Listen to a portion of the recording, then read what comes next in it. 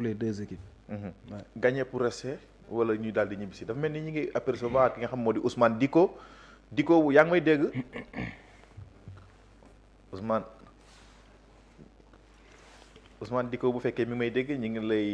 béggewaat di amat mbégte di rafetlu liggéey bi nga xam ne yéen a ngi koy def au niveau de Tanger yow ak ña nga xam ñoom nga àndal nga di kilifa mission bi naka la mission bi demee ba fi ñu yegg si ni balaa ñu ñëw ci match bi.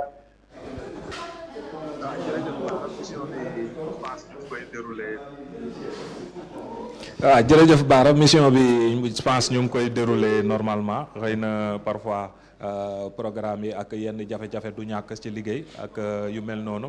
mais li ci gën a am solo daal mooy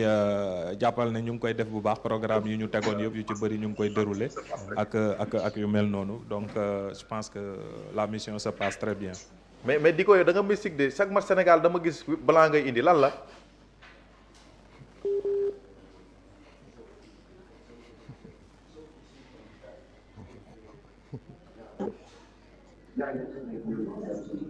Bara waaw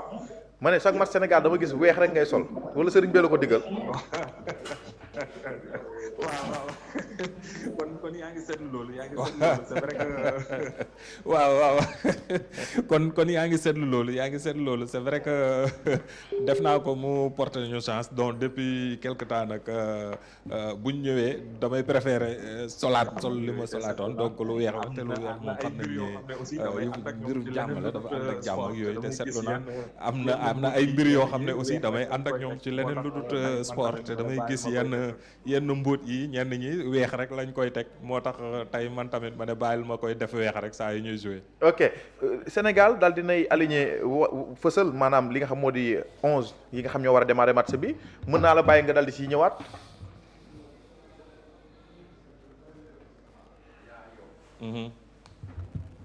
waaw 11 bi comme niñ ko xamee xëy na comme niñ ko doon yaakaare ki nga xam ne mooy Edouard Mendy moo nekk ci camp yi évidemment ak le retour dans l'axe central ki nga xam ne mooy Kalidou Koulibaly ñëw formé waat la paire ak ki nga xam ne mooy Moussa Niakhaté côté gauche bi am nañ fa ki nga xam ne mooy El Hadj Malick Diouf xëy na moom da lañ doon xaw a njort moom ak ki nga xam ne mooy Ismaïla Jacob kan lañ ciy indi mais bon le coach a préféré xëy na le profil de El Hadj Malick Diouf pour mu démarrer match bi à droite c'était naturel Krépin Diatta au milieu aussi gis nañ beneen bi nga xam ne mooy milieu bi nga xam ne moom lañ tegoon contre équipe bi ñu génn mooy contre le Soudan à savoir Gana Gueye ak Pape Gueye ak ki nga xam ne mooy Habib Diarra ci kaw aussi am na benn ñaari changement xëy na aussi c'est attendu mooy ki nga xam ne mooy Ismaïla Iliman Ndiaye mi nekk ci côté droit bi nga xam ne match yu njëkk yi moo fa nekkoon beneen côté bi gis nañ fa ki nga xam ne mooy Sadio Mané ak ci kaw ki nga xam ne mooy Habib Diallo muy beneen changement boo xam ne aussi au niveau de l'attaque dañ ko doon xaarandi parce que aussi foofu à chaque fois il y a des critiques sur le manque d'efficacité te gis nañ ne moom Habib ba mu joué au moins benn occasion yu mu am il l'a mis au fond kon je pense que tey ki nga xam ne mooy Pape Thiaw dafa choisir ki nga xam ne mooy profilu Habib Diarra parce que il est beaucoup plus décisif que les autres attaquants yi mu am en possession donc loolu lañ mën a jàpp ci li nga xam ne mooy 11 de départ. mën nañ ci jàpp aussi tamit que équipe bu offensive la tey face au Mali une équipe du Sénégal très offensive. oui bien sûr xam nga Sénégal projet Pape Thiaw si boppam mooy jeu boo xam ne jeu offensif la moom déjà il l'a dit clairement en début de compétition ñëwut pour jouer pour xaar adversaire am mu ñëw ki nga xam ne mooy jël si ko donc que ça soit muy jouer ak li nga xam ne mooy 4-2-3-1 que ça soit muy jouer ak 4-3-3 da ngay gis ne day am au moins 3 jours yoo xam ne c'est à vocation offensive donc yeneen match yi passé xëy na jours yi ñu amoon moo doon ëpp vocation offensive parce que dañ doon gis ne dina am lu mot 4 jours yoo xam ne c'est à vocation offensive buy jouer ak 4-2-3-1 mais malgré le système 4-3-3 tamit da ngay gis ne il y a beaucoup de joueurs offensifs yu fa ne parce que ku si mel ni Sadio Mané mu ngi fa Iliman Ndiaye mu ngi fa Habib Diallo mu ngi fa donc le jeu de Pape Thiaw en grosso modo c'est un jeu offensif te loolu la opté loolu la wax c'est confirmé pour tout le monde. balaa ma lay bàyyi sama ñaari chroniqueurs yi beneen question rek Iliman Ndiaye qui fait son retour dans cette équipe du Sénégal lan lañ mën a xaar ci moom tey yéen ñi nga xam yéen a ko jot a seetaan à l'entraînement.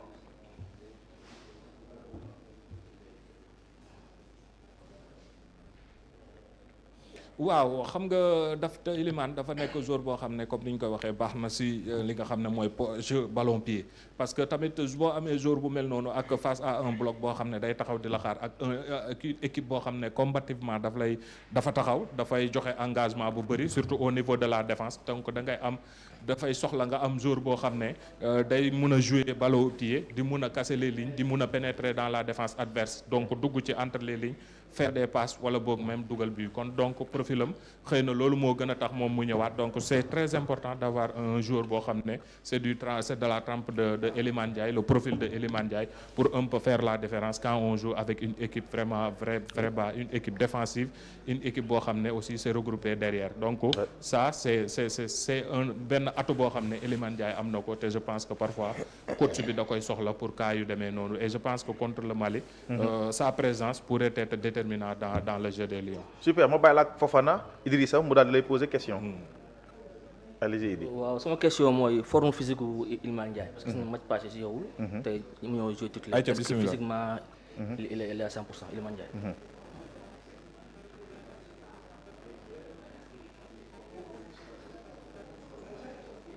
waaw je pense que physiquement il est à 100% je pense que parce que booy xool match yee passé premier match joué na deuxième match joué na xëy na boobu la xawoon am li nga xam ne mooy quelques soucis ci cheville bi donc les coachs n'ont pas voulu prendre de risques xëy na sax mënoon na continuer mais ils n'ont pas voulu prendre de risques parce que aussi le banc sénégalais y a énormément de joueurs donc bu amee quelque koo xam ne dafa am petit souci rek dañ koy manager noppal ko pour essayer aussi quelqu'un d'autre le temps que les récupérer le temps que staff technique bi staff médical bi xool lan lay souffrir je pense que match bee passé sax bii ñu mujj c'est vrai que mu ngi woon ci banc bi parce que aussi mënoon na démarrer mais le coach Pape Thiaw avait choisi ki nga xam ne mooy Ismaïla Sarr pour mu diriger li nga xam ne mooy côté droit bi donc loolu moo taxoon joué wul parce que keroog booy xool sax à un moment donné dem na ba échauffement ba je pense que troisième match la bi ñu amee carton rouge demoon na bay bëgg a def changement ci moom malheureusement ki nga xam ne mooy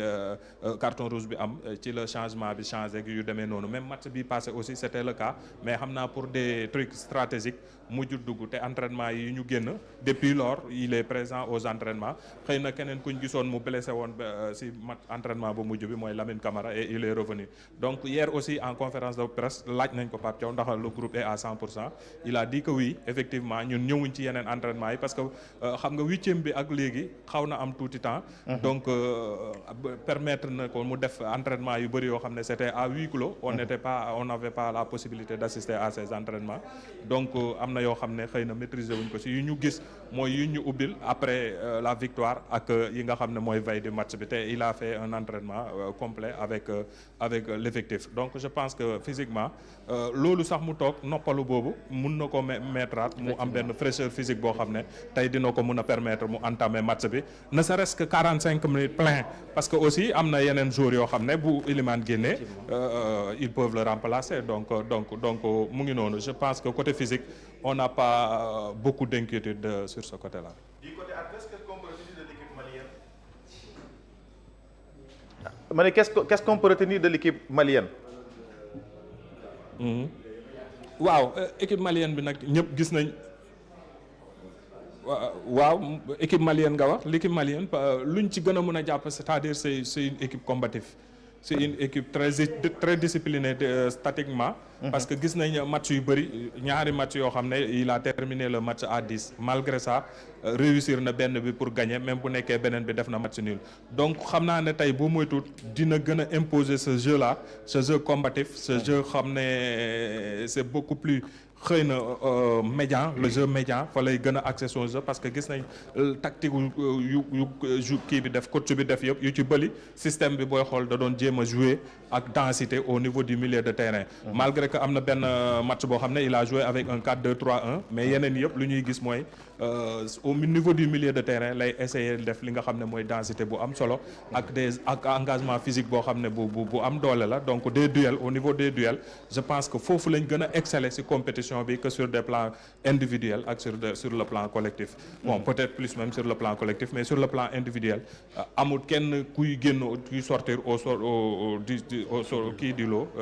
sortir la tête de l'eau mais quand même une équipe est beaucoup plus dangereuse quand elle est collective collectivement su fekkee elle est présente, costaud collectivement, c'est difficile à manœuvrer cette équipe. Donc je pense que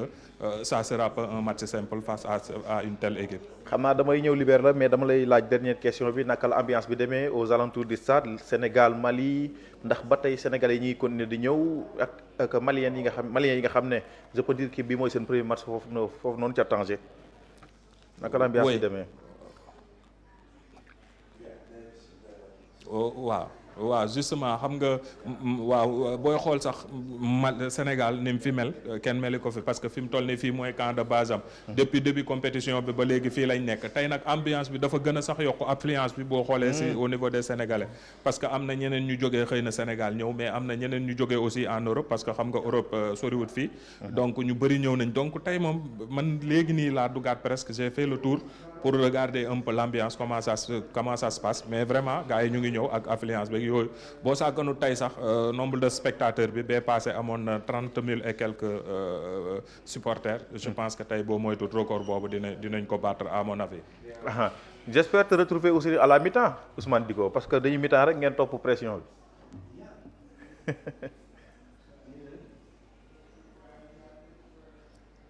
waaw xam nga temps bu gàtt beeg yooyu ñëwaat takk kii yeeg yooyu xëy na mooy doon souci technique la rek. dëgg la mais su si xajee rek ñu def ko maa ngi lay jërëjëfee mu nuyul ma Omzito gaa yi fa nekk yëpp. jërëjëf Ousmane Dicko moom lañ doon jël depuis Tanger mu nekk suñu envoyé spécial vraiment di def liggéey bu am solo ànd ceeg njabootam ànd ceeg njaboot gu bëgg lekk ay Pape Omar Keita Omzito nu mu ndaw day lekk de Adam si fekk ji na leen Ndeye Assou moom bon suur na ba mu amee kii borom kër la suur voilà tout à l'heure ci yow laa mujjoon bàyyi ma dem ci foofu balaa muy ñëwaat foofu naka nga jàngatee 11 bi nga xam ne moom la Sénégal daal di aligné le retour de Iliman Ndiaye surtout ak Habib Diallo bi nga xam ne ni mooy ñëw au niveau de l'attaque sénégalaise. Bon 11 bi c'est du classique franchement Pape Thiaw moom système mu ñëwee ba léegi 4-3-3 la joué lu bëri. donc gis nañ match passé y avait benn méfaillance entre par rapport au duo Seck Niakhaté. Koulibaly ñëw na. c'est rassurant. Crépin à droite top. donc changement juste Iliman Ndiaye la Iliman Ndiaye ma dugg place Ismaïla Sarr et c'était prévisible Ismaïla Sarr boobu ba léegi. voilà il est en dents de scie quoi mu ngi ci néew ci donc Iliman Ndiaye bu si la 100%. il démarre aussi en pointe Jackson est un peu inefficace sincèrement Jackson day raté occasion yu bëri. te à ce niveau là xam nga amuñu temps quoi pour jàngal kenn dugal. donc Habib Diallo il vient il est efficace il vient. dugal suñuy bal ñu gagné. aussi bu ñu jàpp ni Mali baaxul Mali baax na. Mali certes ça marque pas. mais aussi duñu encaissé boo xoolee Mali dañoo sol défensivement aussi sànq kii muy wax ne Mali amul joueur boo xam ne mu ngi au-dessus de l'eau si am na Sinayoko boo xoolee moo taal 3 bi Mali yëpp attaquant bu nekk Auxerre la bu mën football la Sinayoko waaye après il défend moom day sonal défenseurs yi il est très bon donc dañ ko surveiller comme de l'huile sur le feu Koulibaly na ko bàyyi xel parce que waa ji il est dangereux. mais dans l'ensemble je pense que Sénégal est favori. ce match bi quoi. Sénégal est favori déjà dans l'ensemble. David 11 bi génn de retour de Elimane même El Hadj Malick il fait son retour. parce que bi passé gis nga ni mu demee y a aussi Habib Diallo qui fait son retour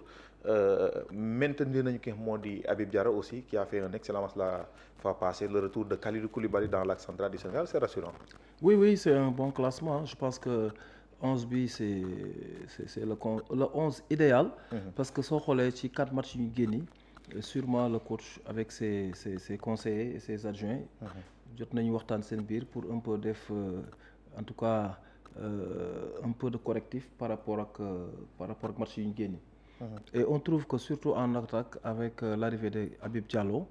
que Nicolas c'est vrai qu'il se procure ay occasions yu bëri mais d'ailleurs loolu mooy le bémol en tout cas effectivement voilà de Jackson. il en procure mais vraiment il tarde à les assurer ou à les marquer. voilà c'est pas les occasions qui manquent côté sénégalais mais il nous faut un finisseur ba nga xam ne voilà il pourra tuer le match te Habib il est de ces races de joueurs là très très très très décisif. Habib c'est un attaquant ba nga xam ne benn occasion benn but la. voilà donc différent peut-être de Nicolas Jackson où il peut avoir 5 occasions pour marquer benn.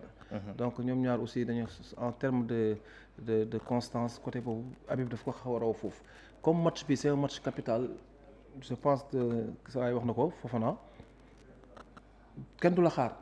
Donc on n'attend personne. Obligation de résultat là parce que wax nañ ko ce début d'antenne bi c'est des matchs coupés qui commencent. C'est gagner ou périr. Après derrière bon moi je pense que y a rien à dire hein. Le repositionnement de Koulibaly dans l'axe. C'est normal. À gauche aussi bon El Hadj Malick sur le côté gauche pour animer encore le couloir parce que Sénégal soo xoolee ci ay décalage lay jouer. On joue sur des transitions après on finit sur des décalages.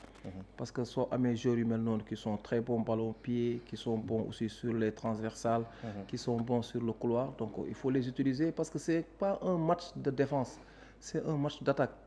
Un match d'attaque mooy da nga ñëw pour gagner. Et quand tu veux gagner il faut marquer un but de plus que l'adversaire. Donc côté droit bon je pense que sans changement Crépin il te rend toujours les copies propres. Ah oui. Donc il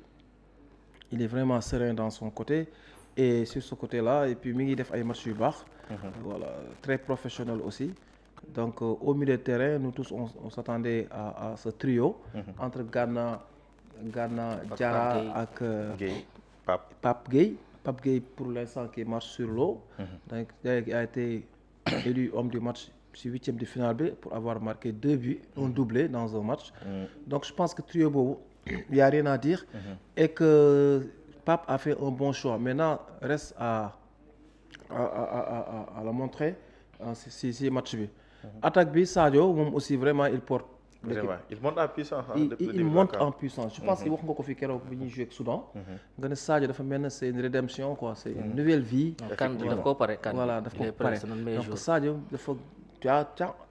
as l'impression que il n'a jamais gagné une CAN. xaaruma ko à ce niveau en fait. Voilà il n'a jamais gagné une CAN. Sadio dafa déterminant ci jeu sénégalais yi tellement. dafay feeñ à chaque match. Et il a tendance aussi à dézonner génne côté gauche bi di ñëw dans le cœur du jeu.